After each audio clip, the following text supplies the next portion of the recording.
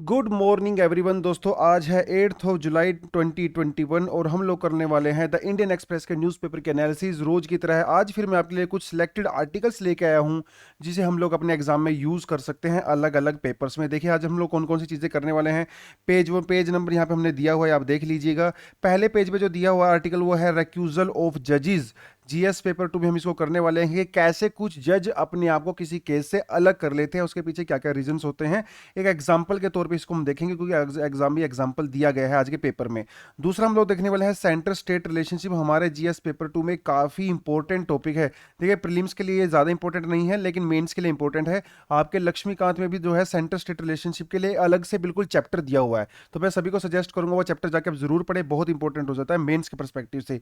अगली जो न्यूज़ है वो हम तालिबान के बारे में ही पढ़ेंगे, कैसे यहाँ पे ईरान इन्वॉल्व हो गया है और कैसे वहाँ पे इंडिया को लेके जो है प्रॉब्लम्स क्रिएट हो गई हैं तालिबान की वजह से अफगानिस्तान के अंदर। थोड़ा इसको देखेंगे जीएस पेपर 2 में इंटरनेशनल रिलेशनशिप वाले पर्सपेक्टिव से इसको हम लोग करने वाले हैं। अगली जो हम लोग पढ़ रहे हैं एक्सप्लेन्ड सेक्शन है एक्चुअली आज का। इसमें अभी आपको मैंने 2-3 दिन पहले भी कराया था कि प्यू एक रिसर्च इंस्टीट्यूशन होता है, सर्वे वगैरह करवाता है ना।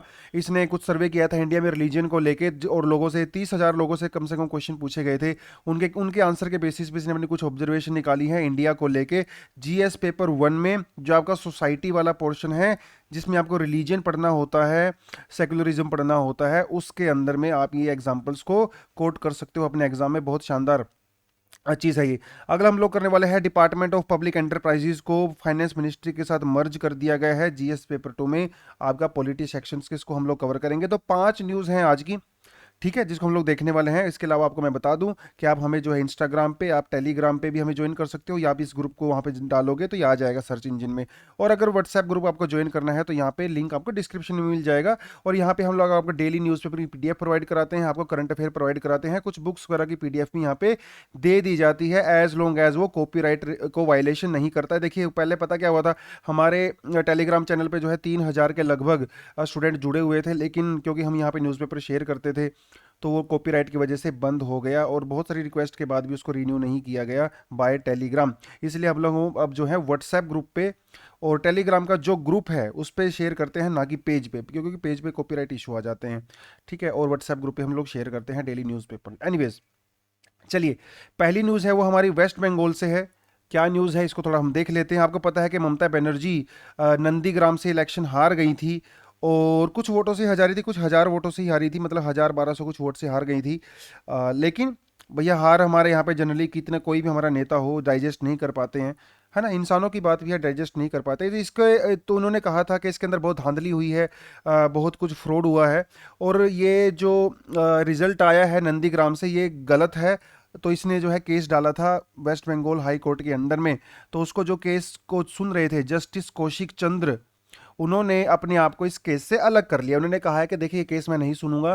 तो उन्होंने जो chief justice of West Bengal हैं उनको बोला है कि आप ये केस किसी और को दे दीजिए। अब बात ये है कि यार जज अपने आप को किसी केस से अलग क्यों करते हैं? ऐसा क्या रीजन हो सकते हैं कि जज कहता है कि नहीं नहीं मैं इस केस की सुनवाई नहीं कर सकता। पिछले कुछ दिन पहले भी वेस्ट बंगाल के ही 2 जजों ने अपने आप से अलग कर लिया था, क्योंकि जब इलेक्शन के बाद वायलेंस हुआ था ना, काफी ज्यादा हिंसा विंसा हुई थी, वेस्ट बंगाल में कुछ लोग मारे गए थे। उस टाइम पे भी 2 जजों ने अपने आप को इन केसेस से अलग कर लिया था। इवन दिल्ली हाई कोर्ट में भी एक जज ने अपने आप को अलग कर लिया था। सुप्रीम कोर्ट में भी कई बार ऐसे एग्जांपल सुनने को मिलते हैं कि जज किसी से केस को सुनने से मना कर देते हैं, अपने आप को अलग कर देते हैं। उसके बेसिकली पीछे रीजन होता है न्यूट्रलिटी। न्यूट्रलिटी हो सकता है पास्ट में उस जज के कुछ रिलेशनशिप रहे हों उन पार्टीज के साथ। जैसे करंट वाले केस में जो जस्टिस कौशिक चंद्र हैं, ये पास्ट में जब ये वकील हुआ करते थे तब इन्होंने बीजेपी पार्टी के लिए कुछ केस लड़े थे कोर्ट के अंदर, और ये बीजेपी के जो जो एक लीगल विंग होता है उसके मेंबर भी रह चुके हैं। तो पास्ट में क्योंकि बीजेपी के साथ इनके रिलेशनशिप रह चुके हैं तो हो सकता है इस केस में वो थोड़ा सा बीजेपी की तरफ टिल्ट हो जाएं, हो सकता है उनके फेवर में केस सुना दें। तो इसी चक्कर में जो है ममता बनर्जी ने ऑब्जेक्शन जो है उठाया था यहाँ पे कि ऐसा आप नहीं कर सकते, प्लीज आप थोड़ा सा रेस्क्यू कर लीजिए, अपने रेक्यूज कर लीजिए। तो कई रीजन हो सकते हैं कि जज अपने आप को रेक्यूज करते हैं, 4-5 रीजन होते हैं। और इसके लिए जो है मैं अभी कुछ टाइम पहले लास्ट वीक हम लोगों ने एक वीडियो बनाई थी, बहुत ज़बरदस्त इसका रिस्पॉन्स आया था कि जज अपने आप को किसी केस से क्विट क्यों करते हैं। उस टाइम पे भी वेस्ट बंगाल वाले रीजन को लेके हम लोगों ने इसको किया था, तो आप इस वीडियो को भी अच्छे से देखें, डिस्क्रिप्शन में इसका लिंक दे दूंगा, तो ये पूरा मामला आपका क्लियर हो जाएगा क्यों ऐसा किया जाता है। ठीक है, तो ये एग्जाम्पल्स अगर एग्जाम में कई बार ये क्वेश्चन आ गए तो कुछ एग्जाम्पल्स आप कोट कर सकते हो। ये कौशिक चंद्र का एग्जाम्पल कोट कर सकते हो, है ना, उस वीडियो में कुछ एग्जाम्पल मैंने दिए हुए हैं वो भी आप कोट कर सकते हो। और क्योंकि देखिए जब भी आप मैंने एग्जाम में कोई एग्जाम्पल देते हो ना दोस्तों, आपके ना आंसर के अंदर चार चांद लग जाते हैं। जो आपका आंसर इवेलुएट करता है ना वो एकदम खुश हो जाता है कि यार इस बच्चे को ना मतलब सिर्फ इसको कॉन्सेप्ट ही नहीं पता है, बल्कि ये कॉन्सेप्ट प्रैक्टिकली कैसे अप्लाई होते हैं इसको वो भी पता है, ये एग्जाम्पल दे रहा है मुझे। तो आप ना एग्जाम्पल्स इस तरह की चीजों को देखा करो, है ना, बहुत काम आते हैं। जब आपका जीएस पेपर 4 में जब आप केस स्टडी करते हो, केस स्टडी में भी आप एग्जाम्पल दे सकते हो, रियल लाइफ एग्जाम्पल। बहुत सारे एग्जांपल न्यूज़पेपर में आते हैं जो आप केस स्टडी में यूज कर सकते हो कि कैसे कहीं पे कोई अगर सीएमओ है या कहीं पे कोई डिस्ट्रिक्ट कलेक्टर है, वो कैसे उसने सिचुएशन हैंडल की है ना, उस तरह की चीज़ों को आप देखते रहा करो, क्योंकि जीएस पेपर 4 में केस स्टडी में आप वहां से ना एग्जाम्पल उठा सकते हो, वहां से कुछ चीज़ों को आप अडेप्ट कर सकते हो, है ना। और कल जब आप ऑफिसर खुद बनोगे तो आपको अगर इन चीज़ों का पता होगा ना कि कैसी सिचुएशन में कैसे एक्शंस लिए जाते हैं, तो आप खुद भी एक अच्छे एडमिनिस्ट्रेटर बन सकते हो। तो वो भी आपके लिए चीज़ है एक, ठीक है। चलिए अगली जो न्यूज़ आती है वो अफगानिस्तान से आती है। पहले भी हम लोग न्यूज़ कर चुके हैं। देखिए अफगानिस्तान इंडिया के साथ बॉर्डर शेयर करता है। पहले भी मैं क्वेश्चन पूछ चुका हूं कि अफगानिस्तान इंडिया के साथ कौन सा बॉर्डर शेयर करता है, इसका नाम क्या है। कई स्टूडेंट्स ने हम मुझे यहाँ पे आंसर दिया था, जो कि बहुत अच्छी बात है। ठीक है, देखिए ये पाकिस्तान बीच में आ गया, अफगानिस्तान आ गया। हम यहाँ से अफगानिस्तान में नहीं जा सकते क्योंकि पाकिस्तान हमें अलाउ नहीं करता है। तो हम लोगों ने जुगाड़ लगाया था, जुगाड़ लगाने में तो इंडिया वाले तेज हैं ही, है ना। हमने जुगाड़ लगाया था कि ईरान के साथ हमारे अच्छे रिलेशनशिप है, हम यहाँ पे पोर्ट डेवलप करेंगे, चबाहर पोर्ट, और यहाँ से मुंबई से आराम से चबाहर जाएंगे, आराम से ईरान में जो है रोड ट्रिप करते हुए और अफगानिस्तान में काबुल में पहुंच जाएंगे। ये हमारा प्लान था, लेकिन प्लान जैसा कि हमारा चौपट हो गया, आपको पता है कि ईरान ने हमें चबाहर पोर्ट से बाहर निकाल दिया है पहले ही, है ना, क्योंकि यूएसए का प्रेशर हमारे ऊपर था। तो इसी वजह से हमारा प्लान तो फ्लॉप हो ही गया। एनीवेज बात ये नहीं है, बात ये है कि अफगानिस्तान के जो है अंदर जो है वो तालिबान एग्जिस्ट करता था पहले। यूएसए के आने बाद वो थोड़ा सा कमज़ोर हो गया था, लेकिन अभी यूएसए ने बोला है कि मैं यहाँ से वापस जा रहा हूँ, तो इसी वजह से यहाँ पे तालिबान दोबारा से डोमिनेट कर रहा है। लेकिन क्वेश्चन यहाँ पे ये है कि आप यहाँ पे देख सकते हो, ये है यहाँ पे अफगानिस्तान। एग्जाम में आपसे क्वेश्चन पता क्या पूछेगा, एग्जाम में पूछेगा कि तालिबान के जो है मुझे आसपास की कंट्रीज बताओ, कौन कौन सी ऐसी कंट्री हैं जो तालिबान के साथ जो है बाउंड्री शेयर करती हैं। ये आपसे एग्जाम में क्वेश्चन पूछेगा वो, क्योंकि तालिबान न्यूज में, अफगानिस्तान न्यूज में है। आपसे वो ये नहीं पूछेगा कि तालिबान का लीडर कौन है, तालिबान क्या है क्या नहीं, नहीं नहीं, ये आपसे एग्जाम में नहीं पूछता। अगर कोई रीजन, कोई कंट्री अगर न्यूज में है तो आपको पता होना चाहिए कि उसके आसपास कौन सी कंट्रीज हैं। इस तरह के एग्जाम में क्वेश्चन पूछे जाते हैं। जैसे अफगानिस्तान है तो यहाँ पे इसका बॉर्डर किसने शेयर किया, ईरान ने शेयर किया। यहाँ पे किसने किया, तुर्कमेनिस्तान ने किया। उज्बेकिस्तान भी साथ इसके साथ शेयर करता है बाउंड्री। ये आ गया यहाँ पे ताजिकिस्तान, और यहाँ पे आ गया पाकिस्तान, ये इसके साथ बाउंड्री शेयर करते हैं। ठीक है, ये आपका एग्जाम में पता होना चाहिए। Pakistan, Iran, Turkmenistan, Uzbekistan, Tajikistan और अफगानिस्तान। पहले मैं आपको ये बता चुका हूं कि अफगानिस्तान के जो सोल्जर्स हैं वो जब तालिबान से लड़ते हैं तो वो भाग के ताजिकिस्तान चले जाते हैं। तो आजकल क्या है ना, ताजिकिस्तान ने अपने यहाँ पे आर्मी लगा दी है, ताकि अगर अफगानिस्तान वाले यहाँ से आए तो उनको वापस भगा दें, है ना। अरे भैया लड़ो ना आप तालिबान से, आप भाग क्यों रहे हो। तो इस तरह की सिचुएशन है यहाँ पे। देखिए ये सेंट्रल एशियन कंट्रीज हैं। पहले ये रशिया का पार्ट हुआ करती थी, तो 1991 में जब रशिया का विघटन हुआ या उसको डिसोल्व कर दिया गया, उसका डिसइंटीग्रेशन हो गया, तो ये सारी कंट्री जो इंडिपेंडेंट हो गई। पहले इनके ऊपर रशिया का कंट्रोल हुआ करता था, तो इन्हें बोलते हैं सेंट्रल एशियन कंट्रीज, इनको बोला जाता है। कई स्टूडेंट जो है इनको याद करने में बड़ा प्रॉब्लम होती है हम लोगों को, हम लोगों से याद नहीं हो पाते ना, क्योंकि कई सारे स्थान हैं, Kazakhstan, Uzbekistan, Turkmenistan, Tajikistan, Pakistan, Afghanistan, इतने सारे स्थान हैं, कैसे याद करेंगे। एक छोटा सा ट्रिक देखिए मैं आपको यहाँ बता देता हूँ इसको याद करने का। उज्बेकिस्तान जो है वो सबसे सेंटर में है, जैसा कि आप देख सकते हो, है ना, उज्बेकिस्तान। तो उज्बेकिस्तान को आप यहाँ पे सेंटर में रखो। उज्बेकिस्तान के सेंटर के बाद आप देखोगे कि एक तरफ जो है क्या है, यहां जाओगे, यहां लिखोगे, या कहीं भी लिख सकते हो, आपकी मर्जी है। यहां पे आप लिखोगे AF मतलब अफगानिस्तान, इसको रखोगे आप सेंटर में। ठीक है, अफगानिस्तान को रखोगे आप सेंटर में। उसके बाद ये हम लोग ना एक फ्लावर बना रहे हैं, उसके बाद आप लिखोगे यहाँ पे T। ठीक है, और उसके बाद आप यहां पे लिखोगे के, फूल बनाएंगे ना, जबरदस्त वाला फूल बनाएंगे हम लोग। उसके बाद आप फिर से लिखोगे यहां पे के।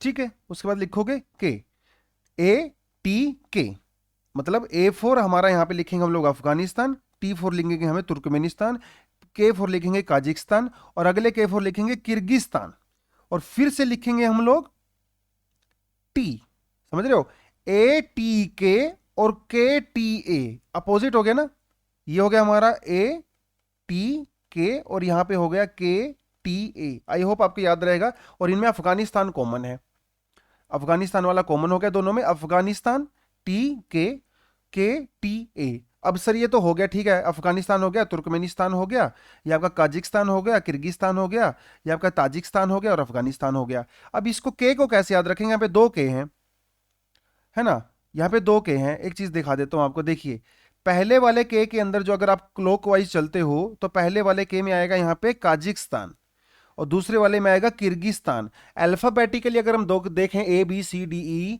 तो के पहले, ए पहले आता है ना, वाई बाद में आता है, तो जो पहले आएगा वो होगा काजिकिस्तान, जो बाद में आएगा वो होगा किर्गिस्तान। ठीक है, ऐसे याद आपको इसको रखना है कि पहले आता है काजिकिस्तान, उसके बाद आता है किर्गिस्तान। ठीक है, और यहां पे उल्टा है, यहां पे आएगा ताजिकिस्तान और यहां पे आएगा आपका तुर्कमेनिस्तान। ए पहले आता है, यू बाद में आता है।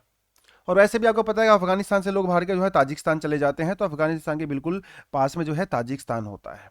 ठीक है, तो अफगानिस्तान या क्या, यहाँ पे आपका ताजिकिस्तान, ये आपका किर्गिस्तान, और यहाँ पे आपका काजिकिस्तान और ये आपका तुर्कमेनिस्तान। उज्बेकिस्तान सबके बीच में है, उज्बेकिस्तान सबके साथ बाउंड्री शेयर करता है, याद रहेगा, Uzbekistan is in the centre, then your Afghanistan, then your Turkmenistan, then your Kazakhstan, then your Kyrgyzstan, then your Tajikistan और यूर अफगानिस्तान। तो बस आपको बस सिंपल सा ट्रिक याद रखना है, ए टी के और के टी ए, बस ये काम आपने याद करना। अफगानिस्तान तो यहां से कॉमन ही इनमें हो गया।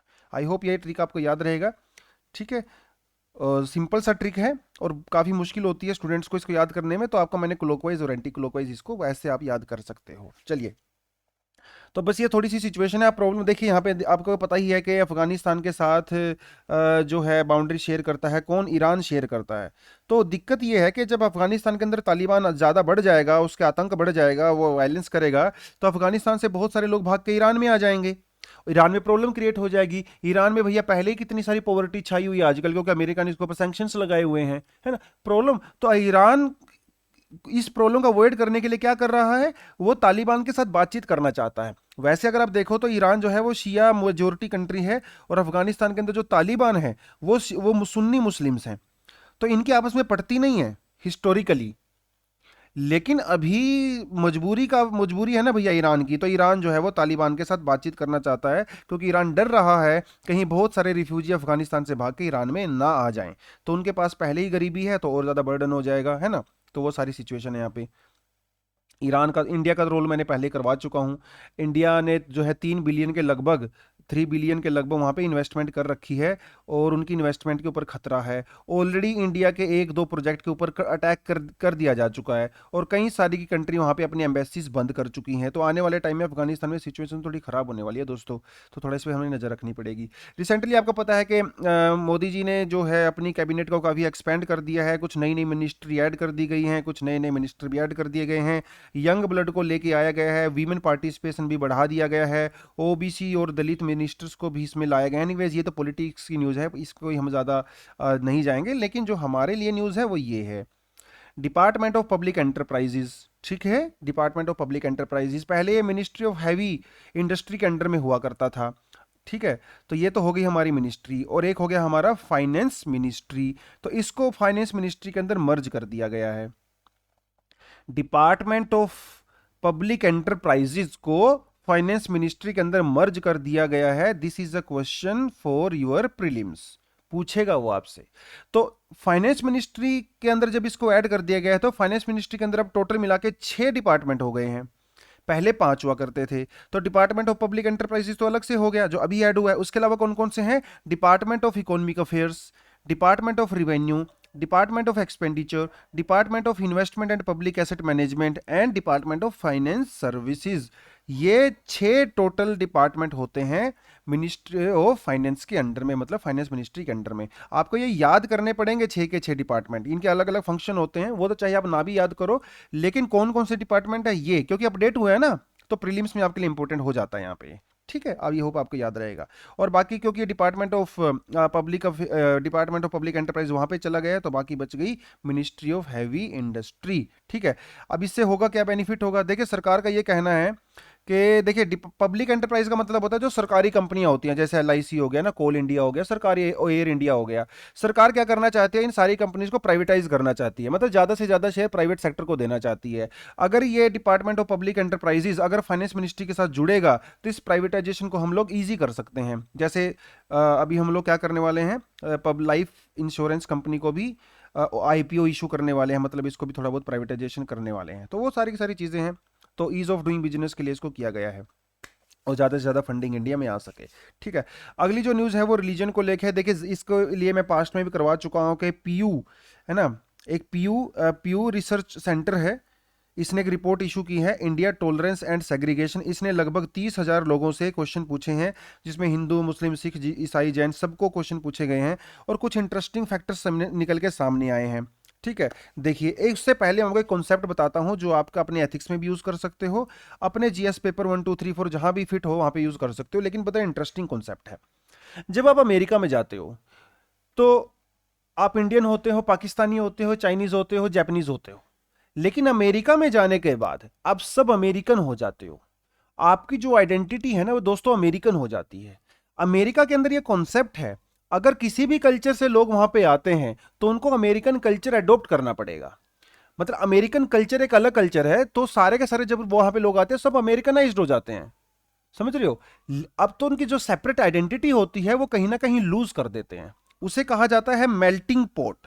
मतलब जैसे एक बर्तन होता है, उस बर्तन में आप अलग अलग चीजें डालते हो, उसको मेल्ट करते हो तो वो सारा एक ही हो जाता है ना। जैसे सैलेड होता है, उसमें आपने खीरा डाला, उसमें टमाटर डाला, उसमें प्याज डाला, उसमें दुनिया भर की सामान डाला, उसको फिर क्या किया, ग्राइंड कर दिया, तो वो सब मिक्स हो गया ना। उसकी सेपरेट आइडेंटिटी तो नहीं बता सकते हम लोग, जूस के अंदर कहाँ खीरा है कहाँ टमाटर है वो तो नहीं बता सकते। उसे कहा जाता है मेल्टिंग पॉट। मतलब एक बर्तन में सारे के सारे कल्चर डाल के उसको मेल्ट कर दो और वो एक सिंगल कल्चर हो जाएगा। ये कॉन्सेप्ट होता है अमेरिका के अंदर, जिसे मेल्टिंग पॉट कहा जाता है। इंडिया के अंदर ये कॉन्सेप्ट नहीं है। इंडिया के अंदर कॉन्सेप्ट है थाली वाला। मतलब हम एक साथ रहेंगे लेकिन उस थाली में कहीं पे चपाती होगी, कहीं पे मटर पनीर होगा, कहीं पे सलाद होगा, कहीं पे पापड़ होगा, कहीं पे मिठाई होगी, है ना, होता है ना थाली में। है सब एक ही थाली सिंगल, लेकिन सबकी आइडेंटिटी अलग अलग है। इंडिया के अंदर थाली वाला कॉन्सेप्ट होता है। ये इस तरह की चीजें आप ना एग्जाम में अगर डालोगे तो मजा आ जाएगा, एग्जामिनर को भी मजा आएगा, आपको भी मजा आएगा।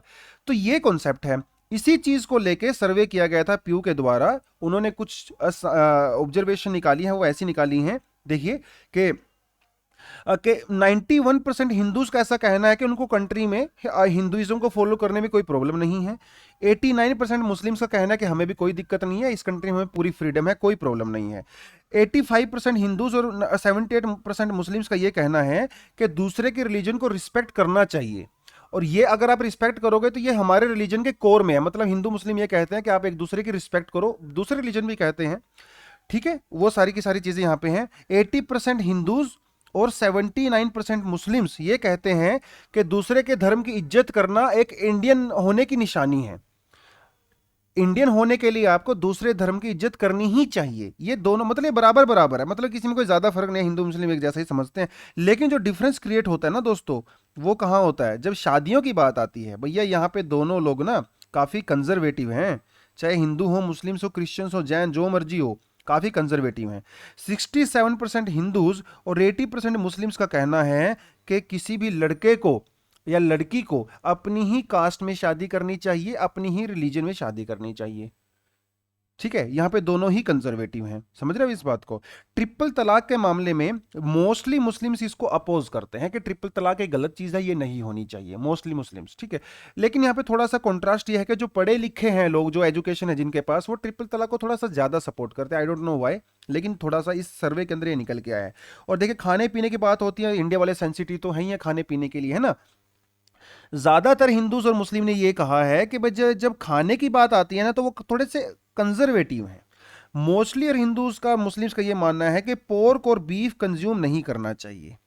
पोर्क और बीफ जो है वो कंज्यूम नहीं करना चाहिए। ठीक है, 72% हिंदूज और 77% मुस्लिम्स का ये कहना है अगर किसी ने बीफ कंज्यूम कर लिया या किसी ने पोर्क कंज्यूम कर लिया तो भैया आप उस धर्म में नहीं हो। अगर किसी हिंदू ने बीफ कंज्यूम कर लिया तो उसके बाद वो हिंदू नहीं रहता है। अगर किसी मुस्लिम ने पोर्क कंज्यूम कर लिया तो वो मुस्लिम नहीं रहता। ऐसा सोचना है 72 और 77, मतलब काफ़ी कंजर्वेटिव है फूड के मामले में, इससे निकल के ये सामने आया है, ठीक है। और जहाँ पे मंदिरों वगैरह को विजिट करने की बात है, आप मंदिर में जाते हो या मस्जिद में जाते हो, 67% मुस्लिम्स का ये कहना है कि उनको मस्जिद में जाना चाहिए, ठीक है। और 48% मुस्लिम्स का, हिंदू का ये कहना है कि टेम्पल्स में जाना चाहिए। उसके बाद बाकी जो दूसरे बच्चे हैं उनका कहना है कि अरे जाए या जाना है कोई फर्क नहीं पड़ता है, ठीक है, आपकी खुद की इंडिपेंडेंस है। तो ये कुछ यहाँ से चीज़ें सामने निकल के आई हैं, ठीक है। जब भी आपको कास्ट या रिलीजन के बारे में कुछ इस तरह के क्वेश्चंस आते हैं तो डेफिनेटली इस तरह के सर्वे को आप कोट कर सकते हो। ये आपका एक बहुत शानदार एग्जाम्पल यहाँ पे हो जाएगा। देखिए सर्वे, एग्जाम्पल्स, जजमेंट्स, कमिटीज की रिपोर्ट्स, ये सब ना आपको पता होना चाहिए आपके एग्जाम में कोट करने के लिए, और इंटरव्यू में भी बहुत काम आता है अगर इस तरह के सवाल आपसे पूछे जाते हैं कोट करने के लिए, ठीक है। चलिए अगली जो न्यूज़ है वो है सेंटर स्टेट रिलेशनशिप को लेकर, लेकिन ये फाइनेंशियल डोमेन में है, पॉलिटिकल डोमेन की बात नहीं कर रहे हैं, फाइनेंशियल डोमेन की बात कर रहे हैं। देखिए इकोनॉमी से रिलेटेड जो भी आर्टिकल होते हैं या इकोनॉमी से रिलेटेड जो भी एडिटोरियल होते हैं ना दोस्तों, उसके लिए पहले आपको थोड़ी सी बेसिक इकोनॉमी आनी चाहिए, है ना। क्योंकि फिर आपको टर्म्स पता नहीं चलेगा, फिर वो चीज़ें आपके जो है दिमाग से निकल जाती हैं, वो समझ में नहीं आती हैं, ठीक है। अगर देखियो कहीं किसी एडिटोरियल में अगर लिखा हुआ है कैपिटल एक्सपेंडिचर, अगर आपको कैपिटल एक्सपेंडिचर का मतलब नहीं पता है तो आपको वो एडिटोरियल भी समझ में नहीं आएगा या वो आर्टिकल समझ में नहीं आएगा। कहीं पे लिखा हुआ है रिवेन्यू एक्सपेंडिचर, कहीं पे लिखा है फिस्कल डेफिसिट, है ना, कहीं पे लिखा है करंट अकाउंट डेफिसिट। तो इस तरह के आर्टिकल्स को समझने के लिए पहले आपको ये छोटी छोटी बेसिक टर्म्स पता होनी चाहिए, और जिसके लिए मैं आपको पास्ट में भी बोल चुका हूँ कि थोड़ा यार गूगल वूगल किया करो, एक कॉपी बना लो इकोनॉमी की जहाँ पे ये टर्म्स आप लिख सको, उसको एक्सप्लेन कर सको, है ना। वो चीज़ें आप कर लिया करो थोड़ा अपने आप से। क्यों जब हम लोग फ्यूचर में जब क्लासेस वगैरह स्टार्ट करेंगे तो इकोनॉमी का जब पूरा सेक्शन होगा सेपरेटली, तब हम लोग इस चीज़ों को कर सकते हैं। लेकिन न्यूज़पेपर वाले केस में मैं थोड़ा सा हिंट दे सकता हूँ, बहुत ज़्यादा डिटेल में नहीं जा सकता। एनीवेज चलिए देखते हैं, मामला है यहाँ पे सेंटर और स्टेट का। देखिए सेंटर को जब पैसा चाहिए होता है तो सेंटर क्या करता है, सेंटर जो है बॉन्ड इशू करता है, जिन्हें गवर्नमेंट बॉन्ड कहते हैं, या फिर जिन्हें गिल्ट बॉन्ड भी कह सकते हैं, ट्रेजरी बॉन्ड भी कह सकते हैं, है ना। हालांकि थोड़ा फर्क होता है लेकिन स्टिल बॉन्ड कुछ नहीं होता, बॉन्ड सिर्फ एक पेपर होता है। इस पेपर के ऊपर सरकार अपना नाम लिखती है, गारंटी लिखती है, उसके ऊपर पैसे लिखती है, वो बॉन्ड जो है वो जनता को देती है, बैंकों को देती है। ये वो लोग उस सरकार से बॉन्ड ले लेते हैं और सरकार को बदले में पैसा दे देते हैं, सरकार के पास पैसा आ जाता है। साल 2 साल 5 साल के बाद जितना भी इसके ऊपर लिखा होता है वो पैसा सरकार इनको, बॉन्ड इनसे वापस ले लेती है और पैसा इनको वापस दे देती है इंटरेस्ट के साथ। इसे कहा जाता है बॉन्ड। तो सरकार का ये इस तरह से बॉन्ड लेती है। स्टेट गवर्नमेंट भी बॉन्ड इशू कर सकती है, इसे कहा जाता है स्टेट डेवलपमेंट लोन्स, या स्टेट डेवलपमेंट बॉन्ड भी कहीं जगह लिखा हुआ है, ठीक है। तो स्टेट डेवलपमेंट लोन के थ्रू जो स्टेट गवर्नमेंट्स है जैसे तमिलनाडु, हरियाणा, पंजाब, झारखंड, है ना, ये पैसा जुगाड़ करते हैं अपना, बेसिकली अपनी जरूरतों के लिए। चीज सामने ये निकल के आई है कि जो टैक्स डिवोल्यूशन होता है, मतलब जो सरकार का, जो सेंट्रल गवर्नमेंट होती है, वो जो टैक्स जैसे जीएसटी हो गया, डायरेक्ट टैक्स हो गया, वो कलेक्ट करती है, उसमें से जो 1/4 है ना वो स्टेट्स को देती है ओवरऑल। जो अगर स्टेट्स की 100 रुपीज इनकम है तो उसको जो 25 रुपए वो सेंट्रल गवर्नमेंट से आता है थ्रू टैक्स, ठीक है। थोड़ी सी ऑब्जर्वेशन है जो इस एडिटोरियल में यहां पे दी हुई है। देखिए पिछले साल क्या हुआ, 2020-2021 में स्टेट्स ने ज्यादा बोरोविंग की। देखिए उस टाइम पे क्योंकि मार्च 2020 में लॉकडाउन लग गए थे, है ना, एकदम से सरकार का बहुत खर्चा हो गया था, इकोनॉमिक एक्टिविटी बंद हो गई थी, तो स्टेट गवर्नमेंट्स ने ज्यादा बोरोविंग की। जबकि 2021-22 में अभी फरवरी मार्च के महीने में कम बोरोविंग हुई है। क्यों हुई है कम बोरोविंग? देखिए आप सभी को पता है कि पिछले साल एकदम से पूरी कंट्री में कंप्लीट लॉकडाउन लग गया था, सारा देश एकदम बंद हो गया था, इंडिया की जीडीपी -24% नीचे चली गई थी। लेकिन इस बार लॉकडाउन में इकोनॉमिक एक्टिविटीज बिल्कुल 100% बंद नहीं हुई हैं, है ना। इस बार इकोनॉमी के ऊपर कम इंपैक्ट पड़ा है लॉकडाउन का पिछले साल के कंपैरिजन में। पिछले साल तो भैया एकदम बहुत ज्यादा हालत खराब हो गई थी, अचानक से लग गया था ना वो। इसीलिए इस बार जो है सरकार को कम पैसा उधार लेने की जरूरत पड़ी है, मतलब बोरो करने की जरूरत पड़ी है। इसके अंदर कुछ चीजें उन्होंने 3 रीजन दिए हुए हैं इस एडिटोरियल के अंदर। पहली बात तो ये कि इस बार का जो लॉकडाउन हुआ था इस साल जो है 2021-22 के टाइम में, इस बजट इस ईयर में एडिशनल टैक्स डिवोल्यूशन हुआ है, सेंट्रल गवर्नमेंट ने थोड़ा सा एक्स्ट्रा पैसा स्टेट्स को दिया है, क्योंकि देखिए इतने ज़्यादा केस आ गए थे, उनको ज़्यादा पैसे की रिक्वायरमेंट थी, चाहे वो ऑक्सीजन हो, हेल्थ सेक्टर है ना, तो इसीलिए सेंटर ने थोड़ा सा एक्स्ट्रा पैसा दे दिया। तो जब स्टेट को ज़्यादा पैसा मिला तो उनको खुद बोरो करने की ज़रूरत नहीं पड़ी, है ना। दूसरा, हाई जीएसटी कलेक्शन, पिछले साल के कंपैरिजन में इस बार जो है रिकॉर्ड तोड़ जीएसटी कलेक्शन किया है सेंट्रल गवर्नमेंट ने, और स्टेट गवर्नमेंट ने भी किया है। चाहे वो ईवे हो, ईवे का मतलब होता है कि जब एक सामान एक स्टेट से दूसरे स्टेट में जाता है तो उस टाइम पे उसके ईवे बिल जनरेट होता है और जिससे सरकार को इनकम होती है। इंटीग्रेटेड जीएसटी भी इसी यही होता है, इसी कुछ कुछ इसी तरह का होता है। इंटीग्रेटेड जीएसटी मतलब जब मान लो तमिलनाडु से दिल्ली के अंदर सामान जाता है तो जिस जिस स्टेट में से होकर वो गुजरता है वहाँ पे जीएसटी लगाई जाती है, ये भी स्टेट को पैसा मिलता है। ठीक है, उसके बाद स्टेट जीएसटी की वजह से भी, क्योंकि इस बार इकोनॉमिक एक्टिविटी बंद नहीं हुई, तो इस स्टेट्स की पहले से कुछ ना कुछ इनकम हो ही रही थी। तो इन सारे के सारे रीजन की वजह से इस बार स्टेट गवर्नमेंट्स ने कम पैसा बोरो किया है। देखिए पैसा बोरो तो फ्री में तो नहीं होता है, अगर स्टेट पैसा बोरो करेगा तो उसको वापस भी तो करना पड़ेगा ना दोस्तों, और उसके ऊपर ब्याज भी लगता है, फ्री में नहीं होता है कुछ भी देश में। तो स्टेट इसलिए कम पैसा बोरो कर रही है ताकि फ्यूचर में इनको पर बर्डन ना पड़े, है ना। ऊपर से इस बार स्टेट सेंटर ने कुछ ग्रांट भी दे दिया है स्टेट्स को। ग्रांट का मतलब होता है कि भैया आप इसको वापस मत करना, कोई प्रॉब्लम नहीं है ना। मतलब एक जैसे डोनेशन टाइप का होता है ये ग्रांट। तो अब और ये फ्री का होता है, स्टेट को पैसा मिल जाता है, स्टेट को वापस नहीं करना पड़ता, तो विदाउट रिस्पॉन्सिबिलिटी। तो इस बार सेंटर ने कुछ एक्स्ट्रा ग्रांट भी स्टेट्स को दिया है, तो इन सारे के सारे रीजन की वजह से स्टेट्स को कम उधारी इस बार लेनी पड़ी है। ठीक है, तो फर्स्ट हाफ में तो यही है, लेकिन क्या ये सेकंड हाफ में भी रहेगा, ऐसा जरूरी नहीं है। देखिए कुछ दूसरे फैक्टर भी यहाँ पे इन्वॉल्व होते हैं, सारे स्टेट एक जैसे नहीं होते ना दोस्तों। महाराष्ट्र की कैपेसिटी अलग है, बिहार की कैपेसिटी अलग है, तमिलनाडु की कैपेसिटी अलग है, सब स्टेट्स की कैपेसिटी अलग अलग है। तो जो ये स्टेट पैसा बोरो कर रहे हैं ना, यहाँ पे और फैक्टर भी जो है इन्वॉल्व है, जैसे अनलॉकिंग। हर स्टेट में अनलॉकिंग अलग अलग तरीके से हो रही है। महाराष्ट्र में अनलॉकिंग थोड़ी स्लो हो रही है ना। नॉर्थ ईस्ट स्टेट में अनलॉकिंग थोड़ी फास्ट हो रही है। साउथ स्टेट्स में जैसे तमिलनाडु में, केरला में थोड़ी कम हो रही है। तो जब अलग अलग लेवल की अनलॉकिंग होगी तो इसका मतलब अलग अलग लेवल पे इकोनॉमिक एक्टिविटी स्टार्ट होंगी, अलग अलग लेवल पे इनकम होगा, और उसी हिसाब से अलग अलग स्टेट जो है अलग अलग तरह से पैसा बोरो करते हैं, क्योंकि सारे के सारे स्टेट डिफरेंट हैं। अलग अलग स्टेट्स में जो है वैक्सीनेशन का पेस भी अलग है, कहीं पे वैक्सीनेशन बहुत फास्ट हो रहा है, कहीं पे स्लो हो रहा है, उसकी वजह से भी इकोनॉमिक एक्टिविटी पे फर्क पड़ेगा। जहां पे वैक्सीनेशन ज्यादा है वहां पे इकोनॉमिक एक्टिविटी ज्यादा होगी, जहां पे कम है वहां पे इकोनॉमिक एक्टिविटी कम होगी। तो इसकी वजह से भी उनकी इनकम पे फर्क पड़ेगा, और जब इनकम पे फर्क पड़ेगा मतलब बोरोविंग पे भी फर्क पड़ेगा, सिंपल सी बात है। Loans by government of India, जो स्टेट्स के द्वारा, जो सेंटर के द्वारा जो स्टेट्स को लोन दिया जाता है, जो पैसा दिया जाता है, जो कंपनसेशन दिया जाता है, वो भी डिफर करता है। अब ये कंपनसेशन क्या है? देखिए कंपनसेशन दिया जाता है जब आपको कोई नुकसान होता है, नुकसान वाले केस में कंपनसेशन दिया जाता है ना। स्टेट्स को भी नुकसान होता है, जीएसटी के आने की वजह से स्टेट्स को नुकसान होता है, उस नुकसान की भरपाई सेंटर उनको कंपनसेशन देके करता है। क्योंकि अलग अलग स्टेट्स को अलग अलग नुकसान होता है तो कंपनसेशन भी अलग दिया जाता है। जैसे एग्जांपल देता हूं, जैसे तमिलनाडु और गुजरात और महाराष्ट्र, ये तीन मेजर मैन्युफैक्चरिंग स्टेट हैं इंडिया में। अब जीएसटी की वजह से इनको सबसे ज्यादा नुकसान होता है, तो इनको कंपनसेशन कौन देगा? सेंट्रल गवर्नमेंट देगा ना भैया, क्योंकि जीएसटी सेंटर ने लगाया है ना, तो उस वजह से। और टाइमिंग की भी बात है भैया, अलग अलग टाइमिंग की बात है। सेंटर डिसाइड करता है कब मुझे कंपनसेशन देना है, कब बोरो करना है, उसके ऊपर भी फर्क पड़ता है। मोस्ट प्रोबेबली जो इस साल का जो सेकंड हाफ रहेगा, मतलब जून के बाद से जुलाई, अगस्त, सितंबर, अक्टूबर, नवंबर, अप्रैल तक, उस केस में हो सकता है सेंटर जो है ज्यादा पैसा रिलीज यहाँ पे करे स्टेट्स को, है ना। तो ये थोड़ी थोड़ी सी चीजें थी यहाँ पे, centre state relationship, financial relationship. आपको ये पता होना चाहिए कि इंडिया जो है वो इंडिया एक फेडरल स्ट्रक्चर है, जहाँ पे स्टेट्स की अलग पावर होती हैं, सेंटर की अलग पावर्स होती हैं, दोनों अपनी अपनी पावर के अंदर में काम करती हैं, लेकिन जो ज्यादा पावर होती है इंडिया में वो सेंटर के पास होती है ना। और ये अमेरिकन मॉडल नहीं है, ये कैनेडियन मॉडल है।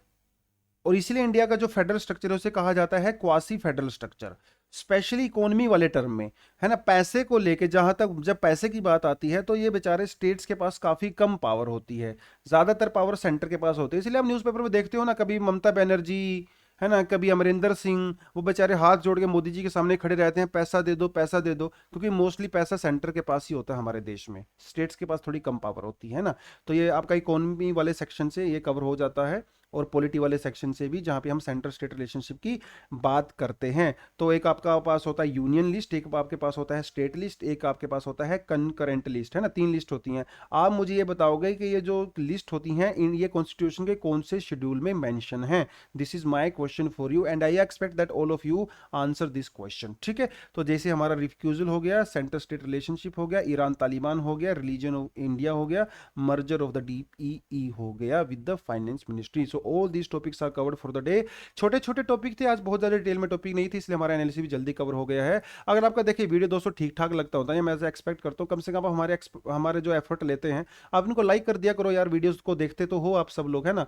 कमेंट भी सेक्शन में कुछ कमेंट कर दिया करो, कुछ अप्रिशिएट कर दिया करो, कुछ आपकी फीडबैक है तो फीडबैक दे दिया करो, वो सब आप चीज़ें कर सकते हो। अगर आप इस चैनल पर बिल्कुल नए हैं तो आप हमारे चैनल को सब्सक्राइब करें, क्योंकि रोज हम एनालिसिस लेके आते हैं और आपको अपडेट मिलता रहेगा, और भी काफ़ी चीज़ें हम लोग यहाँ पे आपको प्रोवाइड कराते हैं। और बेल आइकन पे जरूर क्लिक कर दिया करो, ताकि फ्यूचर में कोई भी वीडियो आए तो उसका नोटिफिकेशन आपको सबसे पहले मिले और आप एनालिसिस को एंजॉय कर सको। चलिए दोस्तों, आज के लिए इतना ही। पढ़ते रहिए, लिखते रहिए, नई नई चीज़ें सीखते रहिए, अपना अपने परिवार वालों का ध्यान रखिए, ठीक है। Okay ji, thank you very much, all the best and जय हिंद।